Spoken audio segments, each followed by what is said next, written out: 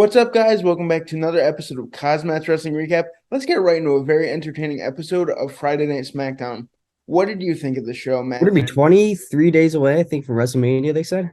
Yeah, 23, not too far. 25, between 20 and 25. I know that. But We are cruising on no, the road to WrestleMania. we're cruising. We're really cruising. And the way they started the show, man, it cruised right through. Quick 2 hours. I think from bottom to top, everything was perfect. So the way it kicked it off was a fatal five-way: Drew McIntyre, Sheamus, Karen Cross, LA Knight, and Kofi Kingston. Um, Whoever wins this match is basically facing Gunther for the WWE Intercontinental Championship at WrestleMania. Phenomenal. And you know what? It's so hard to see who could actually win this match because you don't know. Like, honestly, you could go for anybody. Now, I said Kofi Kingston, but it was actually Xavier Woods who took his spot last minute as there was a injury or something with Kofi Kingston over the weekend or last week on Friday. But great matchup. So what actually happened here? All right. I think this was top notch.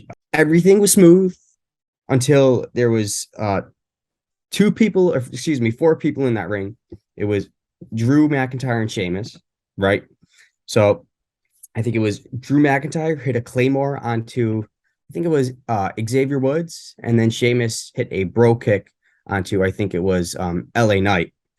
Now, as both men hit their finishers onto two other men in the ring at the same exact time, they actually pinned him at the same time. There were two officials, so there's two officials for a fatal five-way match. They both got in the ring, pinned their opponents, count of three, 1, 2, 3 at the same exact time. So the crowd was chanting triple threat, triple threat. Everybody is guessing triple threat at WrestleMania. So we actually got an update later on in the show. Next week on SmackDown, it's going to be Sheamus versus Drew. Winner faces Gunther at WrestleMania. So looks like we're not most likely going to get a triple threat match at Mania, but I'll take it. But I'm really rooting for Drew McIntyre. But nonetheless, it was an awesome way. It's a great way to keep that storyline going to give it another week or two. So I think they're coming up with all the stops, and especially tonight. That was an awesome way to keep the momentum going. Absolutely, I agree with you. You know what? I'm rooting for Drew McIntyre also. If he wins the title at WrestleMania, I cannot wait for that crowd to pop. He deserves it, man. Winning a title in front of the main crowd. I know he won the WWE Championship, but it was a COVID year. So, you know what? Mm. Really pulling for Drew. I hope he gets that live crowd pop that he so rightly deserves. I think so too. And it's not for the WWE Championship, sadly, it's for the Intercontinental Championship. But I don't know. We'll wait and see, but I know he's gonna have a pop no matter what. So what we have next, we cut back from a quick commercial break as we're promised the entrant, I guess you could say, to the Hall of Fame, the number one spot in the Hall of Fame. First member announced for the 2023 Hall of Fame, and it's Rey Mysterio. Everybody was thinking either Batista or the Great Muta. No, it was Rey Mysterio. And right when it was Rey Mysterio, I knew it was going to happen. Rey comes out to celebrate with the fans, but is quickly interrupted by Dominic Mysterio, just trash talking all this crap. Judgment Day interrupt before their match with Legado del Fantasma as they come and even the odds. Guess you could say a good six-man tag team match. Damian Priest really taking it to Cruz del Toro, a beautiful super kick, setting up ex-con Dom to take the pin in a the pinfall win. This match got a little hectic, but you know what? With Rey Mysterio ringside, he actually went to I think go attack Dominic, almost come in the ring because he was so pissed off as Dominic went to go drop kick him through the ropes as Rey Mysterio didn't see because he was outside of the ring. Just Dominic being an a-hole that he is. This just was a perfect setup. The way that they ended this, Dominic actually saying he wants a moment in the ring alone with his father, basically saying that I should have been the son of Eddie Guerrero, not you. Just really teeing off with Rey Mysterio. So I think we're slowly building, I guess you can say, that slap towards WrestleMania. Yeah, absolutely. You know what?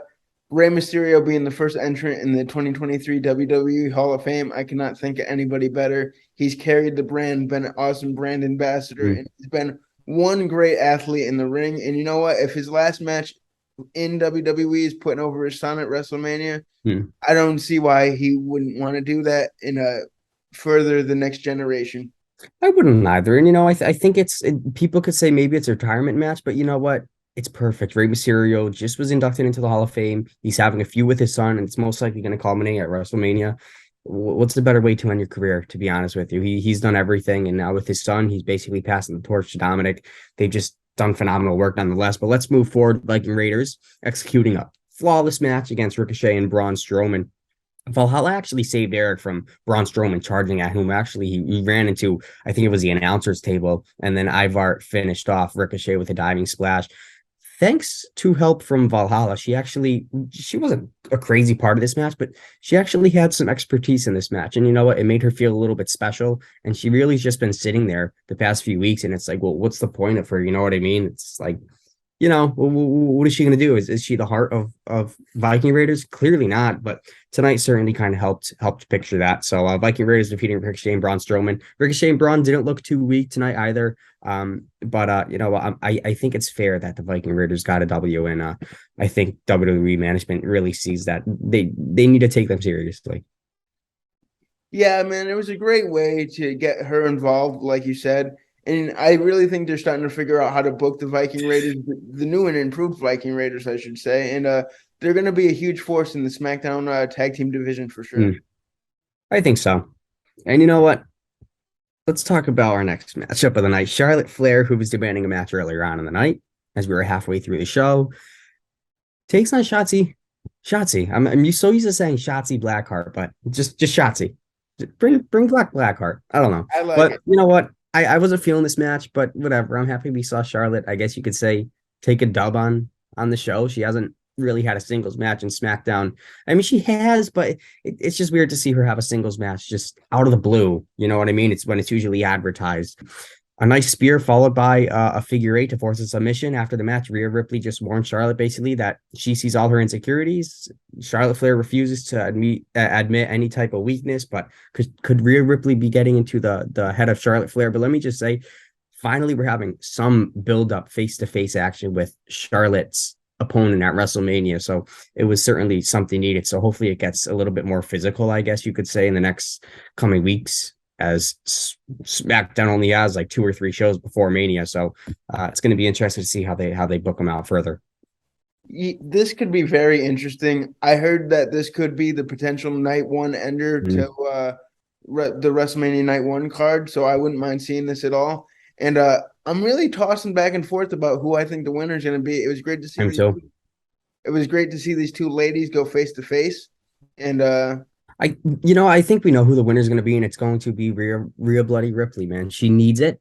She's been gaining this momentum for quite some time. But let me just say before we go into our main event segment of the night, I see Legado del Fantasma alongside Rey Mysterio and Zelina Vega.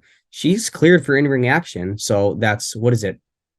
5 people. And then we got Judgment Day, 4 people, Damian Priest, Dominic, Rhea Ripley, or excuse me, 3. So 4 on Legado del Fantasma, including Rey Mysterio. That's 4. And then Judgment Day, that's 3. So they need one more. And they were saying there's somebody that's going to join the Judgment Day after WrestleMania. They say they have somebody upcoming joining. So what if we did like Legado del Fantasma with Rey Mysterio, and then we did Judgment Day with their new member? But I don't know. Would it make sense if they have Rey and Dominic at Mania? But it was just a thought that popped into my head last minute. But I really hope that slap builds towards WrestleMania with Rey and Dominic, and hopefully maybe we'll have a retirement match because that's been circulating on the web. But let's move towards our main event, not a match, but a segment. So Jimmy and Jey Uso, Jimmy coming down, telling everybody, okay, I'm here. And the reason why I did what I did on Monday is because I had to. I had to do it for family. He couldn't do that to his brother Jimmy. He basically said I couldn't do it. I would do anything for my brother. Jimmy turned his attention to Cody Rhodes, who actually arrives in a suit coming down to the ring. Quick little pop from that. Cody Rhodes just saying he basically isn't here to talk. He's here to fight.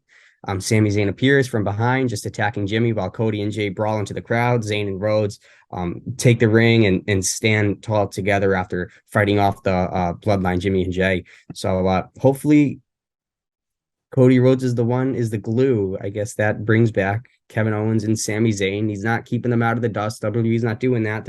They're building it up perfectly towards WrestleMania, and I think that's going to be the volcano that erupts. I love this. I really do. I think it was a great segment to end the night. And it really brings some good heat to Cody Rhodes taking on Roman Reigns. And really acknowledging Sami's match with Roman at Elimination Chamber, showing that, since even though that he lost, he's still a very big part of the main event scene. And if we see Kevin Owens come back as well, it's just icing on the cake.